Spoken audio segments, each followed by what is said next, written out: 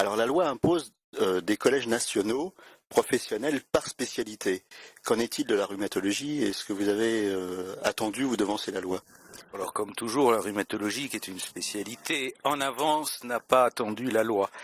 En fait, les pouvoirs publics ont souhaité avoir par spécialité un organisme qui ne soit pas au-dessus des composantes, mais qui soit en quelque sorte l'interlocuteur.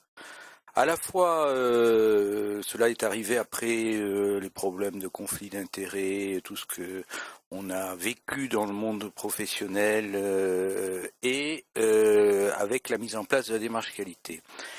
Nous n'avons pas attendu parce que, à la suite du livre blanc qui a été publié il y a plus de 10 ans, nous nous sommes aperçus que rhumatologues libéraux, rhumatologues hospitaliers, nous avons finalement le même environnement, la même pratique globale, et que nous avons les mêmes préoccupations, faire connaître la rhumatologie, défendre son terrain, élargir nos champs de compétences et montrer que la rhumatologie est une spécialité innovante et importante. Et donc le collège, tout naturellement, a vu la fédération, la volonté de la Société française de rhumatologie, qui est la société savante, du syndicat national des médecins rhumatologues, les intérêts moraux et matériels, et des fédérations de formation médicale continue. Donc le collège regroupe tout ce petit monde. Et alors, le collège regroupe tout ce petit monde, et en plus, l'association, c'est une particularité rhumatologique, des associations de patients, à travers l'Association française de lutte anti-rhumatismale. Alors, tout ça a déjà une ancienneté, ça fait plusieurs années que nous vivons ensemble, et le rôle du président du collège est un rôle de fédérateur, et le collège est un peu le hub, l'endroit où on parle. Bien entendu, ce n'est pas le collège qui dirige la rhumatologie, ce n'est pas le collège qui est la société savante, ce n'est pas le collège qui est le syndicat, mais c'est le collège qui réfléchit sur des thèmes transversaux qui intéressent le syndicat, mais qui intéressent aussi la société savante.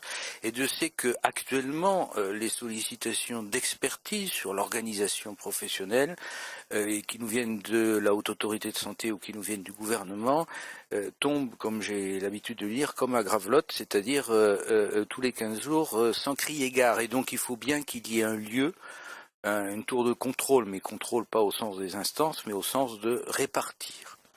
Très concrètement, quelles sont les missions de ce collège et sur quoi vous vous focalisez en ce moment? Alors la première mission, bien sûr, c'est répondre aux demandes et aux sollicitations des autorités, on vient d'en parler, mais la deuxième grande mission, et qui est le vrai challenge, c'est le développement professionnel continu, c'est-à-dire que chaque praticien a l'obligation, depuis le 1er janvier, de remplir d'organiser son activité au travers d'une session de formation, ce qu'il fait bien entendu régulièrement, et une session d'évaluation des pratiques professionnelles. Pendant 10 ans, on a développé cette démarche qualité, on l'a promue, on l'a expliqué, etc. Et puis on s'est un peu essoufflé parce qu'il n'y avait rien derrière. On continue bien sûr à faire notre formation, mais il n'y avait rien derrière, et donc quelque part, on prêchait un peu dans le désert. Or, nous ne croyons plus à l'arrivée de ce développement professionnel continu. En fait, il est arrivé très, très brusquement, très rapidement, tous les décrets sont parus, et donc il faut se mettre au travail. Concrètement, qu'est-ce que c'est? Eh bien, on va proposer un certain nombre de sujets que connaissent bien les rhumatologues, l'ostéoporose, le rhumatisme inflammatoire, les infiltrations, etc. Donc une partie formative, qu'il fera en une demi-journée, 2 demi-journées, 3 demi-journées, nous appelons ça des briques, et il sera rémunéré pour ça, c'est lui qui décidera de ce choix de briques, de cette formation, et puis il ira voir dans son cabinet, en rentrant chez lui, si finalement ce qu'il a débattu avec ses collègues, ce dont il a parlé, qu'il a appris, retenu, il l'applique.